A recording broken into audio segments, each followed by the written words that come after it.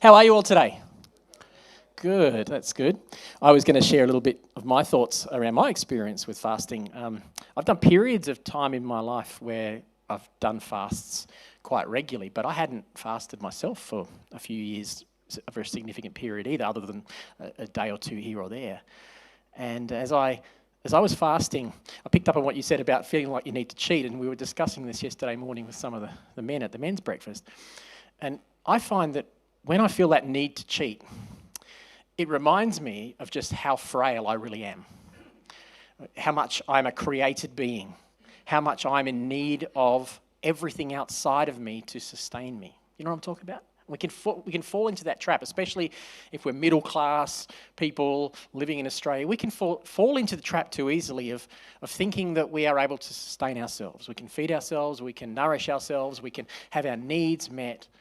And what fasting does is it kind of flicks that switch and reminds us again, it forces us to go back into that mode where we realise that actually we can't survive without the Lord. Everything, Acts says, in Him we live and move and have our being. And a good practice for fasting is to actually do this regularly, just to re-trigger and re-remind ourselves that we need the Lord.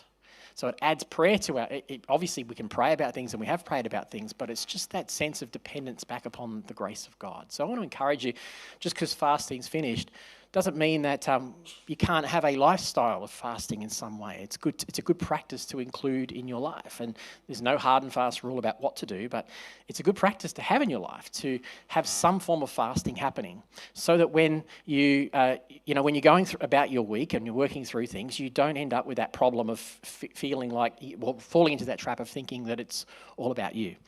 It reminds us that it's all about Him. And we kind of force ourselves to go into a position of dependency. And that's good for us. It's a good reminder for us that we need Him, that He is our firm foundation and we stand upon Him. And so we're going to get into the Word this morning, and I'm going to do a bit of Bible teaching this morning. Is anyone okay with that? Is that all right? I don't go into in-depth teaching very often, but I really felt today was one of those times to kind of spend some time teaching the Word, but with a purpose of application, of coming out of it with going, what can I do with what I'm hearing, what I'm learning today? The purpose of Bible teaching and learning the Bible is not just so you can have good head knowledge, so you can spout off information about God. That's never going to be beneficial. That's what the Pharisees were really good at, and Jesus rebuked them for that because they didn't have justice and they weren't applying it in their lives. So the purpose of today is to maybe help us shift our thinking a little bit, but in the process of shifting our thinking, be able to apply it into our daily lives. And as we kind of wrap up the February series, throughout February we've been talking about putting God first. Starting the year, we've started with 21 days of fasting, setting aside time at the beginning to prioritise God and His kingdom, His relationship with us, prioritise the health of our church and the mission of His kingdom and the world beyond our church. Prioritise God's way has been number one. And so as we wrap up today, we're going to talk about another way that reminds us, or another way that we can put God first. And I'm going to talk about a word called stewardship. Stewardship. Has anybody heard the word stewardship before? What's a steward? A caretaker? Anyone else got any ideas? That was my wife. Anyone else? Anyone? So someone would say it was the racing because we're talking about gambling. There's stewards at the races, isn't there? What do stewards do at the races? No one knows. Sorry, what is it? Take care of people. Stewards are people who take care. A steward is a person who has responsibility for someone else's property. They are entrusted with responsibility for someone else's property or asset or responsibility, role, etc. That's what a steward is. And it's a really important concept for us to understand in the Christian walk. And so if you remember nothing else after today, if you remember this simple phrase, it will help us. This is the phrase: God owns it all, we steward the call. Say that to the person next to you. God owns it all, we steward the call. Easy to remember, it rhymes, but what it does is it begins to shift our thinking. Because oftentimes in Pentecostal churches, and we'll probably touch on money a little bit here. Yeah, come and sit with your wife, Johnny. That'd be a good idea, because she had no one to talk to. She had to yell across the aisle at Jill. So oftentimes in Pentecostal churches, we think about stewardship, or we talk about giving, and we talk about money, and probably touch on it today, but this message is far bigger than just what we do with our finances. This is about the fact that God owns, how much? It all. God owns it all. Our time, our talent, and our treasure. The big 3 T's that I like to talk about all the time. God owns all of that. Fasting reminds us that our time is not ours. Our time, if God does not sustain us, we cease to be. God owns it all.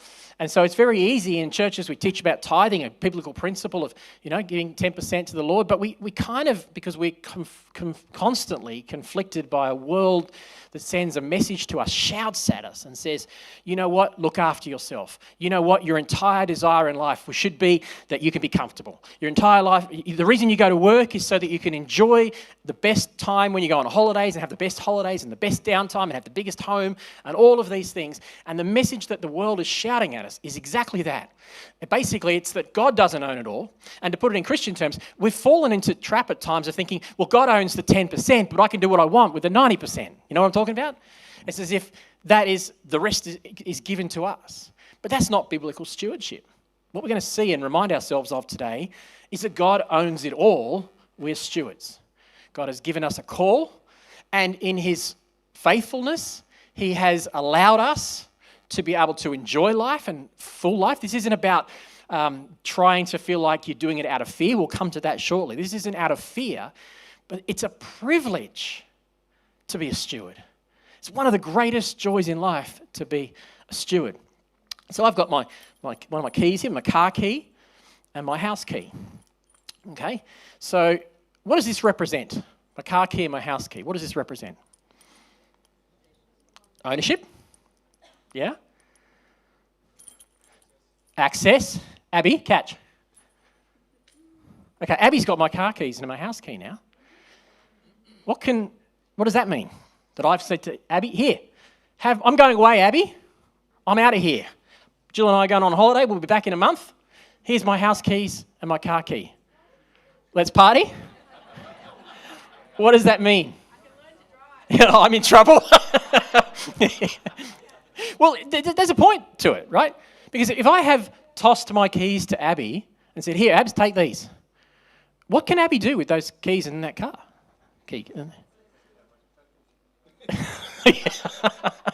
My analogy is running downhill here. Whatever she wants, because I have entrusted her, I've said, here's access to our home. Here's access to our car. She can do whatever she wants. She's totally free to do whatever she wants, isn't she? However, in a month's time, Rowan and Jill are coming back from holidays. Now, I'm not going on holiday, don't worry about it. But Rowan and Jill, just stick with me. Rowan and Jill are going to come back from holidays. What is Rowan and Jill going to say to Abby? I want my keys back. What else is Rowan and Jill going to say to Abby? What did you do? Rowan and Jill are going to walk in the house and we're going to see what Abby did. And she may have had to clean it out. She may have taken everything. She may have made a mess. Has anyone ever done any house sitting or pet sitting? Anyone done that? Do you make sure the house goes back to a reasonable condition, ladies, before you finish? You're Airbnb-ing this weekend, so you've got signs all over the place telling you the house has to go back to the way it is, doesn't it? Same principle. You're free to do what you want while you're there. But there's a responsibility that when Rowan and Jill return, that a good steward will endeavour to hand back the house and the keys and the car. Really, a good steward should make it be handed back in a better condition than what it was when they received it. Yeah, you tracking with me? Oh, the car might not have been clean, but a good steward would say, I'm going to go and vacuum the car and wash the car and hand it back. Why do we do that? Because we understand that we were entrusted with something. We were stewards of something. And because we want to be faithful, and there's no moral obligation. There's a moral obligation, but there's no legal obligation for her to do that. She could leave the house in a mess, and I could take back the keys, and I could take back the car, and actually I'd have no legal standing. I wouldn't be able to enforce anything unless there was, maybe she'd broken the law and there was physical damage, but I'm sure you wouldn't do that. But, generally speaking, there's no legal standing for Abby to have to do anything. But there's a moral, ethical standing that comes from entrustment, from an understanding of stewardship. Can I have my keys back before you're not going to throw them? Okay, cool. So these keys represent or delegated authority. They represent an ability to use what the owner has entrusted to you. Tracking? That's what stewardship is. That's exactly the understanding of stewardship. God has given us keys. And what we do with those keys, we actually have a lot of free rein. However, one day, the owner will come back from holidays. We don't know when that will be. There's lots of parables and stories about this. Jesus tells about it regularly. We don't know when the owner will come back from holidays, but when the owner does come back from holidays, the owner is going to say, what did you do with the house and the car? What did you do? Did you do anything of benefit? Did you use them up for yourself and drain the petrol tank and leave it empty? Did you leave the car in a mess? Did you just trash the house and leave it? Or have you been a steward? Because a steward's responsibility is not to consume everything on ourselves. A steward's responsibility is to respectfully and ethically honour and actually improve that which was entrusted to us. I feel like I could kind of close the sermon right there, because anyone feeling a little bit convicted right now already? That's what a stewardship is. And so we're going to look at a couple of passages this morning, one in the Old Testament and one in the New Testament. And let me preempt this by saying these passages are designed to be challenging, but not forceful. If you have any sense of the pastor is forcing you this morning, please do not take that from me. I'm imperfect, and that may come across that way. You may feel that way, but that's not my heart. I am challenged by these passages. These passages are to take the responsibility of stewardship seriously, and then for all of us to reflect on how good are we being, how faithful are we being at stewardship. And stewardship begins, the concept of stewardship in the Bible begins right at the start of the Bible. Actually found in the very first chapter, the first page 1 of the Bible, tells us about the concept of stewardship. And so we're going to read just a few verses there, 2 verses out of Genesis chapter 1, that talk about the creation of the man and the woman, the creation of the man and the woman. And I don't want to get hung up on how literal all that is, and all that. That's park that aside. If you're worried about the literalness of it, it actually doesn't matter for the point I'm going to make right now. The point is, this story of the creation of Adam and Eve, the man and the woman, shapes something that is fundamental to humanity's relationship to God. And that is that we are stewards. We have been entrusted with responsibility. But we have been it's an encouragement, not a discouragement, because the story shows us the reason we're entrusted with it is because God loves us. The reason you're entrusted with your responsibility is because God cares about you and God loves you. So I'm going to read Genesis chapter 1, verse 26. It'll probably be on the screen. Then God said, "Let us make human beings in our image to be like us. They will reign over the fish in the sea and the birds in the sky and the livestock and all the wild animals on the earth, the small animals that scurry along the ground." So God created human beings in his own image. In the image of God, he created them, male and female, he created them. So before there was any entrustment, before there was any stewardship involvement, there's a couple of things that it's the order of the way things that is displayed here that's important. God was speaking and creating and establishing everything that exists. God made everything. He owns it all. He created it. He spoke it. He brought it into existence. Everything belongs to him. And he did it because he has absolute authority, because he's in charge, because he's the boss. He's the creator God. There is no one above him. And because of that absolute authority, then God created, on day 6, God created humans in his image to be like him, it says, to reflect him. He bestowed upon us, you and me, and all humans, a dignity that transcends the rest of creation, that is above and over the rest of creation. He took humans, fashioned from the clay, mortal people who, if we fast for too long, we aren't here anymore, who get hungry, we get angry if we haven't had enough coffee, we get all these sort of frail things about us. And he entrusted us and stamped us with his image. He said, "You're special to me." Not because we deserve it, not because we are perfect, not because we're strong, but simply because he loves us. He gave us dignity. And here's the thing, he gave them dignity before he gave them duty. before he gave them responsibility, before he tossed the keys, he said, I'm going to dignify you with my image. Have the keys. Good catch, by the way. I'm going to dignify you. There's something about the way God imprints on us that makes us special. And because of that, he can go and give us duty. But that tells me that when God sends you responsibility and gives you duty, you need to know that he's not doing it out of fear that you're going to fail. He's not doing it because he can't find anybody else. Because he stamped you with his image. He said, Jill, you're special to me. Here's the keys. I love you, Gail. Here's the keys. Does that make sense? So any responsibility we get is not coming from some sense of I have to do this because I have to do this duty. It's not I have to, it's I get to. I get to do this. God loves me enough to give me my responsibility. Oh, you're awfully quiet. Are you thinking? You with me? All right. Where am I up to? So dignity before duty because we are God's image bearers. Then let's have a look. The next verse talks about how God actually did give them duty. Verse 28 says, after he stamped them with his image, verse 28 says, then God blessed them. And he said, be fruitful and multiply. Fill the earth and govern it. Reign over the fish in the sea, the birds in the sky, and all the animals that scurry along the ground. So God blessed them. And he said, here, go and what? Fruitful and multiply and, what was the word? You said reign. What does reign mean?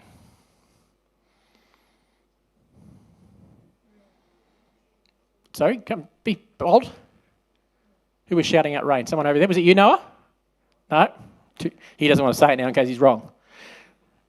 Was it you? Rule. Rule, Jez. Rule. What does rule mean? In charge.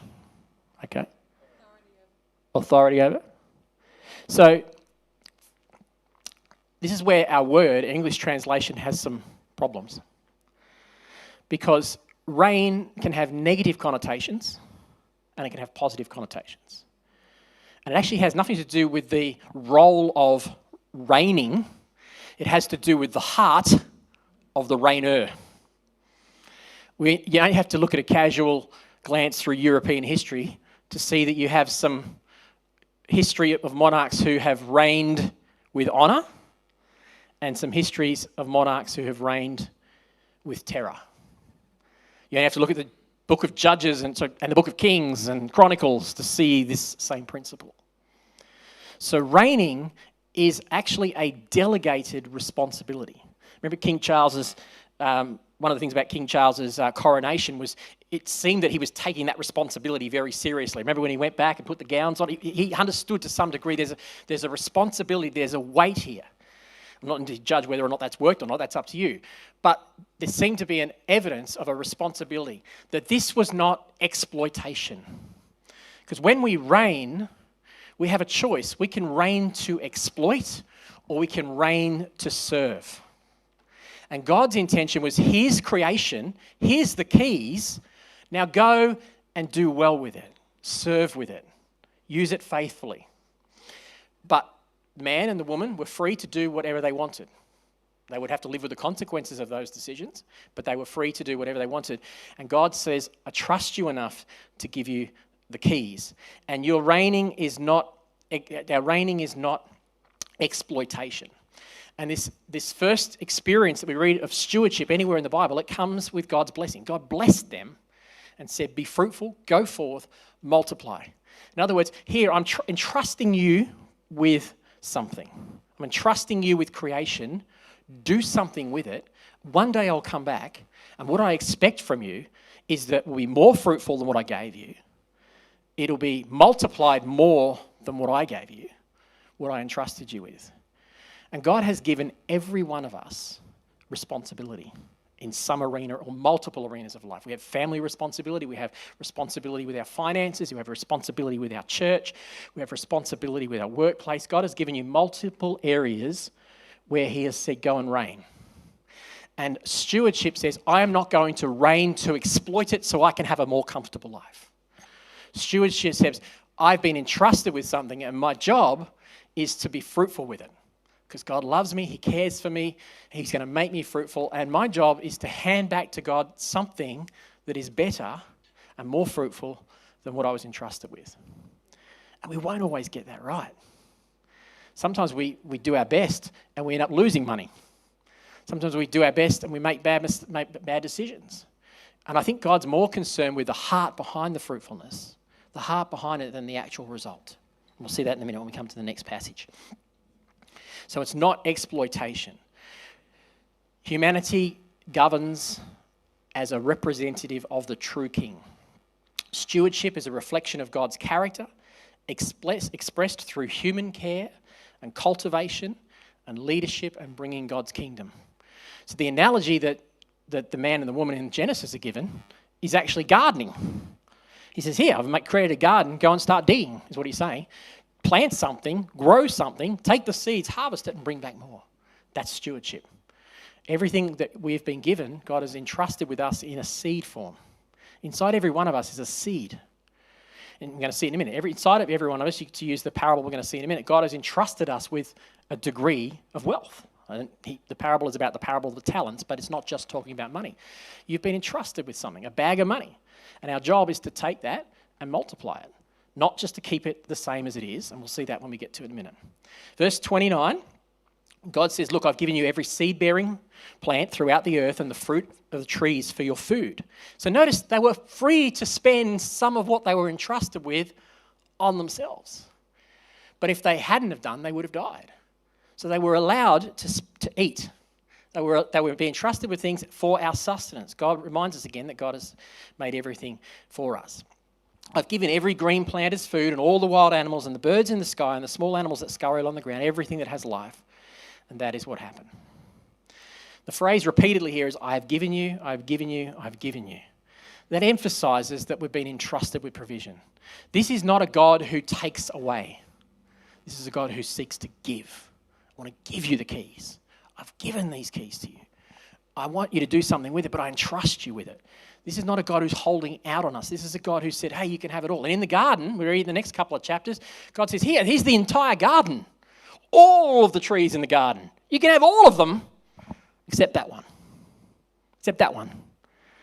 And the serpent, what does the serpent do? Immediately draws them to the one tree that God said you can't have. Did God really say you can't have all the trees? Oh, yeah, we can have them all, but this one. He goes, oh, no, that's the one he focuses on.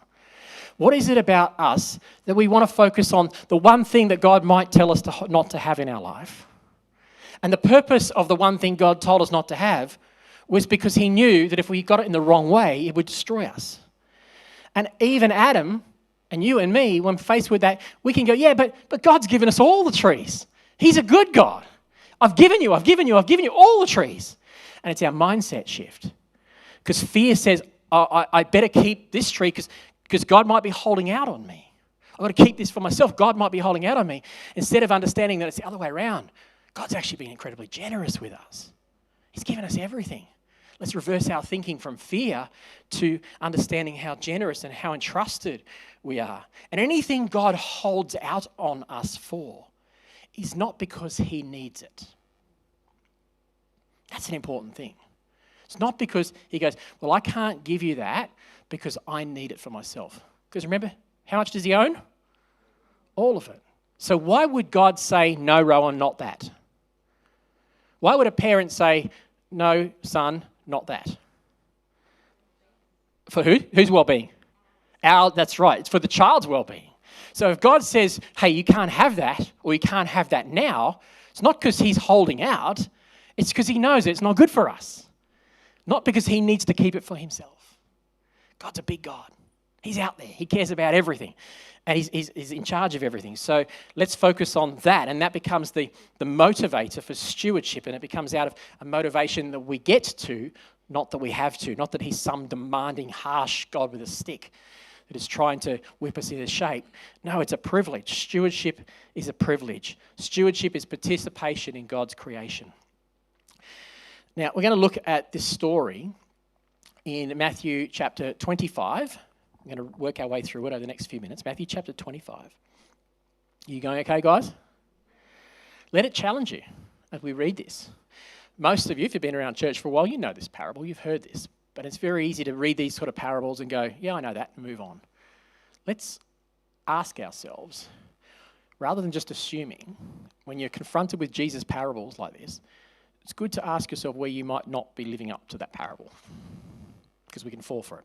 So Jesus says this in verse 14. Again, the kingdom of heaven can be illustrated by the story of a man who went away on a long trip and said, here's the keys.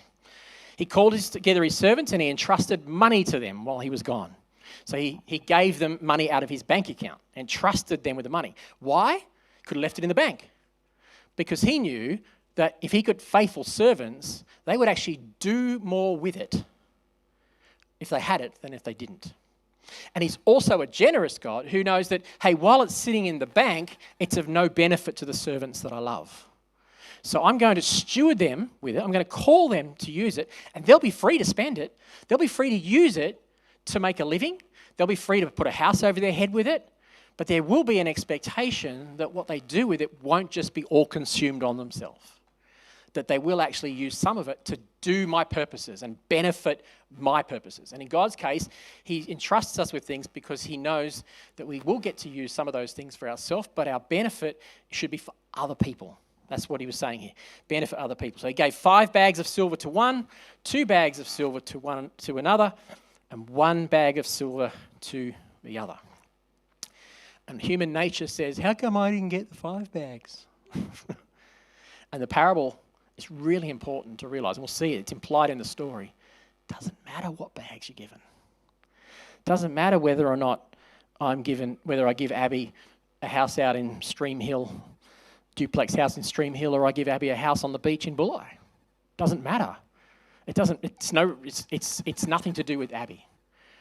It doesn't matter to you whether the person next to you has been entrusted with more or little. The problem is we can always find people who are entrusted with more, and it can make us feel jealous and cynical, and the vices start to come out. We can always find people who are entrusted with less. And what does that lead to? Pride and arrogance. It's not about how much you're entrusted with compared to everybody else. It's about how much we do with what we're entrusted with. That's the point of this parable we're going to see. Doesn't matter. It's that recognition that God in his infinite wisdom may give 5 to one and 2 to another and 1 to another. But that doesn't make any of them any more important than any other. In fact, there's actually a higher degree of responsibility. If you look in the New Testament, it says the one who is entrusted with much, much more will be demanded. So you actually have to do more. There's a higher level of responsibility with one who's been entrusted with much. So this is an entrustment without ownership. The master entrusts their resources but remains the owner. That's still the owner's money, but they've been entrusted with it. So it's stewardship, and there's accountability and responsibility that's given to them. He goes away on his trip. And then in verse 16, it says, the servant who received 5 bags of silver began to invest the money and earned 5 more. And the servant who had 2 bags of silver also went and put it to work and earned 2 more. But the servant who received the 1 bag of silver dug a hole in the ground and hid his master's money. 2 responses that look similar. Took what they were entrusted with, what they were asked to steward, and put it to work and were fruitful and multiplied, to use Genesis language. The other servant took it and buried it in the ground and kept it in the ground. So stewardship, when we have been entrusted with things, it implies that we need to actually work with it. We cannot just take what we've been entrusted with and just leave it at that. There's an implication, I entrust you with something, I expect you to do something with it. You need to act on it. It needs to be action. There needs to be investing. You need to try to produce a crop, is what it's saying. Try to produce something with it. It's creative and it's also courageous. Because here's the deal. You can take 5 bags of money and you invest it. Proverbs tells us there's no way of knowing whether that investment's going to be good or not. Sometimes we can guess. Anyone ever been had a problem with a well-intended investment that didn't turn out as well-intended as they would have liked? Okay, there's a few of those around. Here's the point. If you had a well-intended investment and it didn't turn out well, God is not going to hold you to account because it didn't turn out well. God is interested in what your attitude towards your investment was. what your stewardship was. And God is faithful, and He is looking at the heart. This parable here is not to say that you always will get a result. God is looking for a heart, because there are plenty of people who have shonky heart attitudes, and they invest something and manipulate and use the stock market and all kinds of things, and they take stuff for themselves. And that might look, hey, Lord, here's 5, you gave me 5, here's 5 more. But their heart was all corrupted and exploitative in that. That's not what God's looking for. This parable is about faithful heart stewardship that says, God, you own it all. I'm going to do my best to steward the call. That's what God's looking for. So this man who had the 1 bag of money, or the 1 talent, whatever way you look at the parable, he buries it in the sand. And his intention is this: one day the master's going to come back. And when the master comes back, I won't have lost the money. I'll be able to go back to him and say, here, I'll pull up the bag and say, hey, master, here it is. The 1 bag that you entrusted me with. So let's read that in verse 25. It says, verse 19 of 25, it says, after a long time, their master returned from his trip and called them to give an account of how they used his money. The servant who'd been entrusted with 5 bags came and said, master, here's 5 more bags of silver to invest. You gave me 5 bags. Here's 5 more. The master was full of praise. Well done, my good and faithful servant.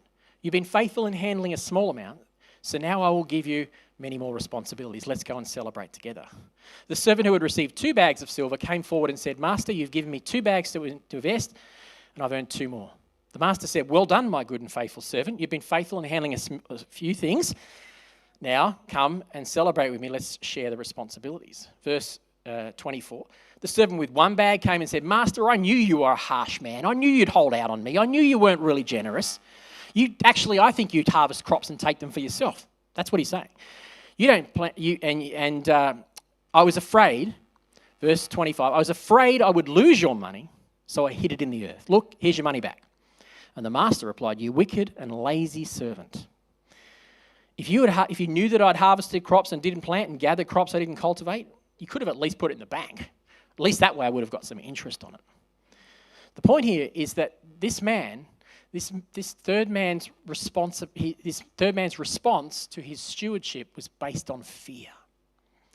He was afraid that if he would take what he had from the master, he says, and if I was afraid that I would lose it. So he was afraid, hey, if I go and invest this 1 bag and I put it in a bad investment and it fails, that God is going to be a harsh judge who's going to say, how dare you lose my money? That was his attitude towards this God, towards this master. But we've just read, this master was a generous God who owns it all in Genesis and said, here, take it. I don't need it. Anything I give you is actually not for me to feel better, but so that you can use it to multiply my blessing in the world. So his whole motive for stinginess was based on fear.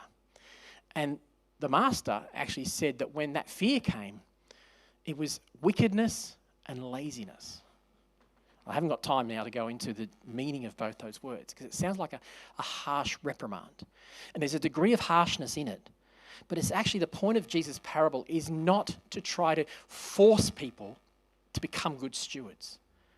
The point of Jesus' parable is to show that you've been trusted and loved enough to be given the money in the first place.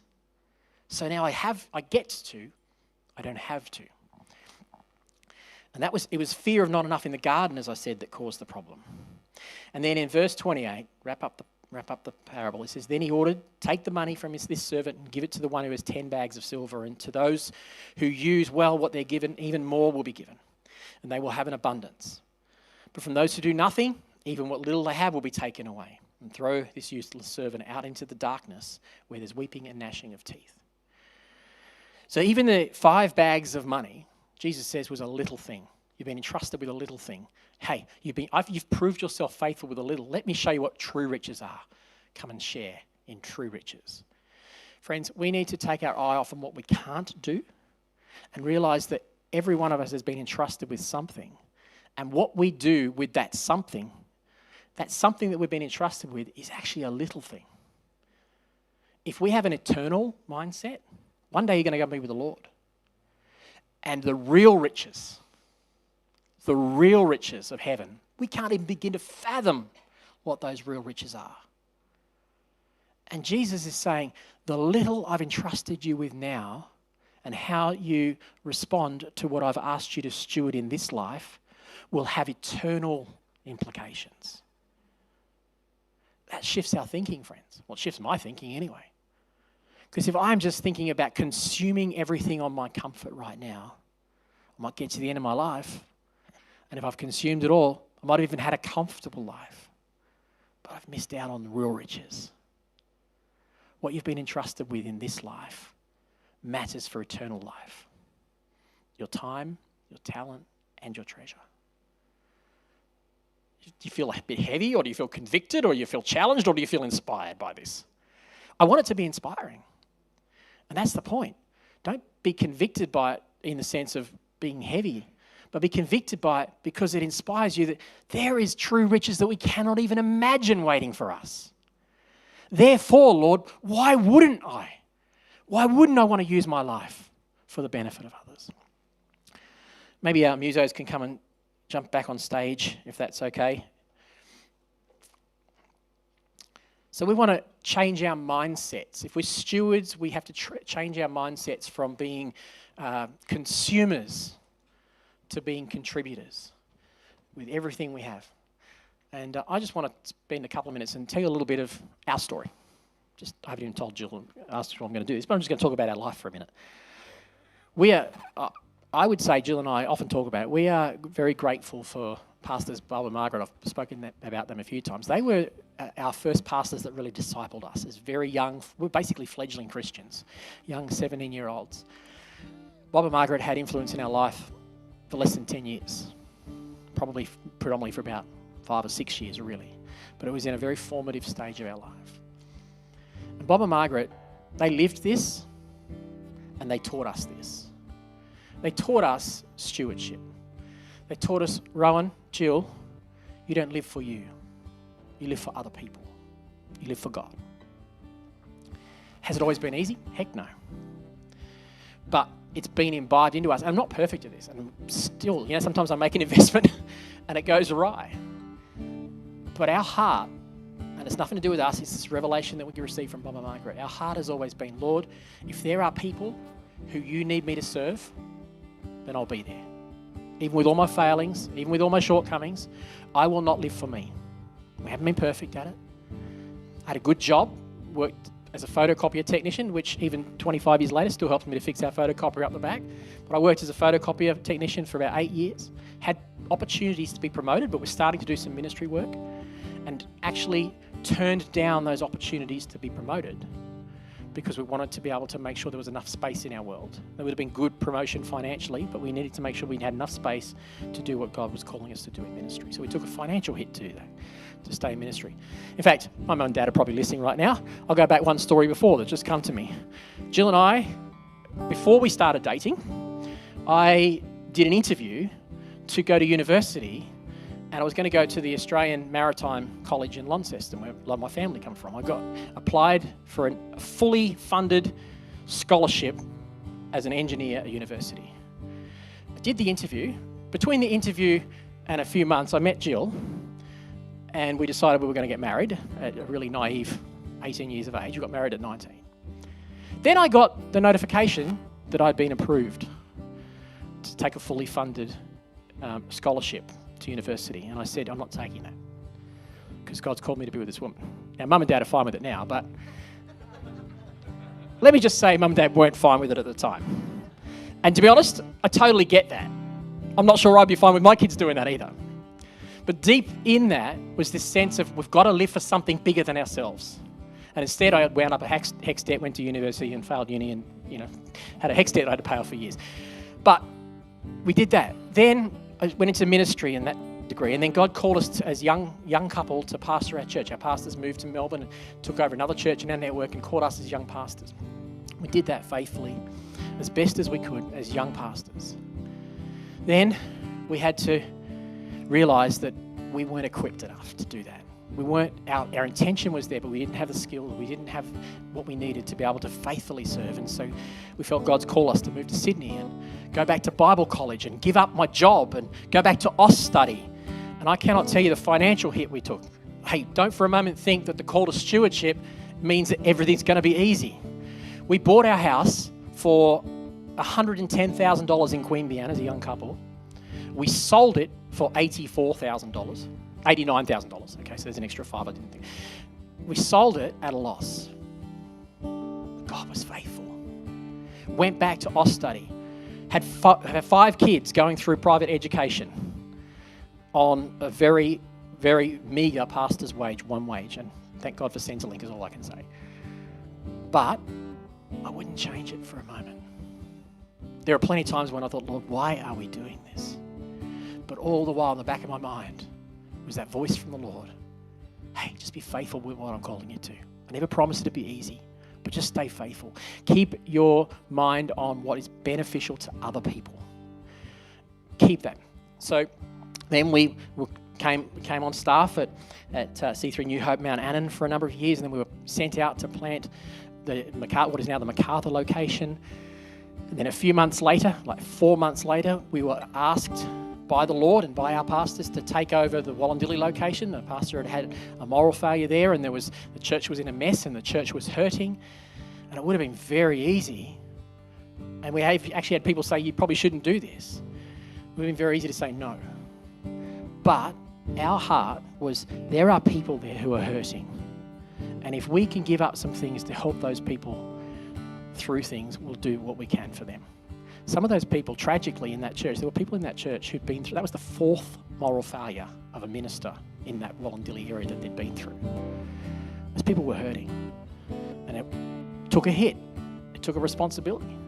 When the opportunity came to pastor this church, it would have been easy to say no, but once again, the opportunity was there, and we went, well, Lord, there are people there we love.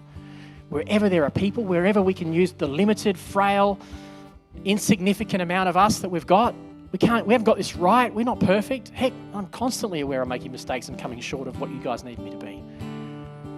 But our heart is, if there are people we can minister to and support in any way, we will. Sometimes the 5 bags turns into 10. Sometimes the 5 bags turns into 1. But God's looking at your heart. And I'm not saying any of that to say this. I'm trying to use it as an example to say, if you stay faithful to the call, sometimes it's very costly. But it's so worth it. It's so worth it, because one day there'll be true riches in heaven. And my call to you, let's stand as we get ready to take communion. My call to us this morning is just that. Will we steward? Will we move from going, it's all mine, to actually going, no, God owns it all. I steward the call. Consumer thinking says, what can I get? Stewardship thinking says, what can I add? What can I contribute? How can I multiply? That's stewardship. There's a responsibility in this. You're going to hear us talk more and more about this concept of family, and Pastor Jeff's put a superb little study together that he's preparing as he was talking to us. We were talking about family with our leaders a few weeks ago, and Jeff was talking about the Hawaiian culture of ohana, which is the word family, and the ohana culture has a sense, it goes beyond biology, it goes beyond physical blood. It's that everyone's welcome in this place, and that part of being in ohana is that I have a responsibility for others. I have a responsibility. Jeff talked about Lolo and Stitch that says ohana means family, and family means nobody gets left behind. That's stewardship. Our heart is, there are people in our family, there are people in our world, there are people who need to be part of this family, who need us. You've been entrusted. There are people in your world God has entrusted you with, and you might be the only connection point between them and the kingdom of God. Entrusted with him. Jenny talked about giving. That's it. We give our finances, not because we have to, but because it's an entrustment, and we trust that it's going to build his kingdom. That's why we're generous with our time and our talent and our treasure. Ohana means I give of myself for others, but it also means that I can expect others to give for me. That's totally fine too. So this bread and this cup, this represents the greatest representation of stewardship, of faithful stewardship that there is. There is no better steward than the Lord Jesus Christ, because he was stewarded with a responsibility to leave heaven and come to earth and give of himself for you and me. He had no need to.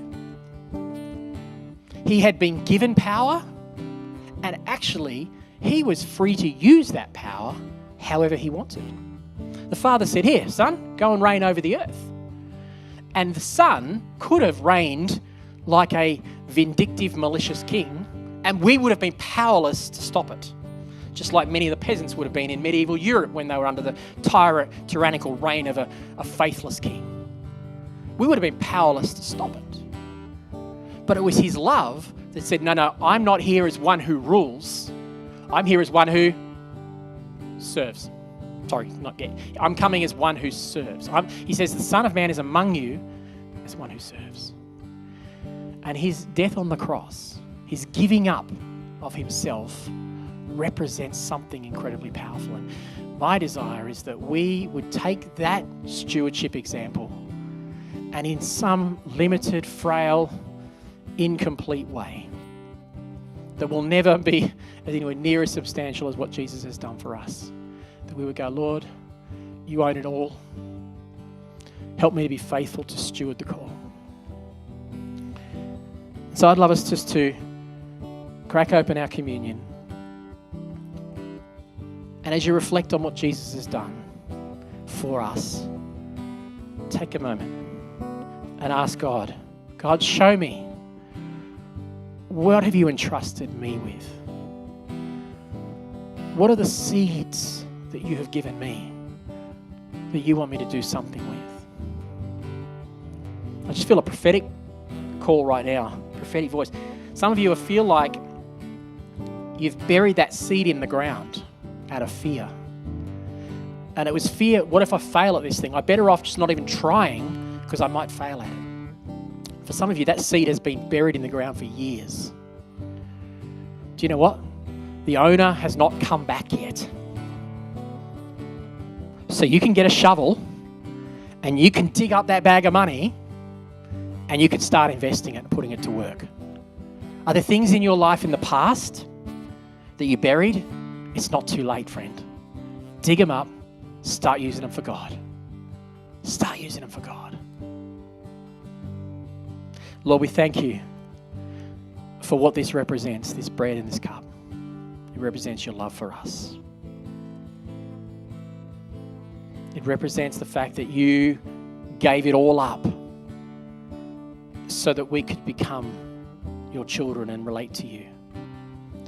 And it reminds us that, Lord, as you carried your cross, you call us to carry ours. And we will do it in a far less perfect way than you.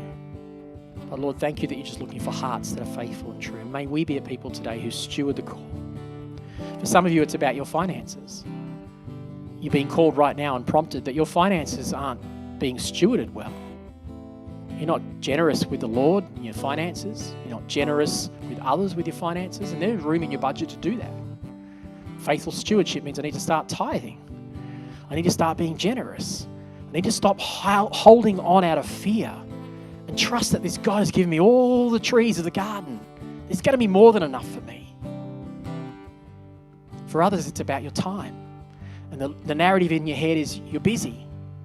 The narrative in your head is I've been busy for the Lord before and I got burned out. And that happens, but it's never because of God. It's because of a misunderstanding of what it means to steward. And God might be prompting you to go, hey, it's time to trust me with your time again. Find a way to serve. Find a way to volunteer. Find a way to switch the mindset from consuming to contributing. How can I add value? I'm part of this Ohana family. How can I add weight to the benefit of this family? How can I serve? How can I be faithful? Not because I have to, but because I get to. So as we close, we're just going to sing this song again because Christ is our firm foundation. He's the one on which we stand. If you haven't taken your communion, you're free to do that.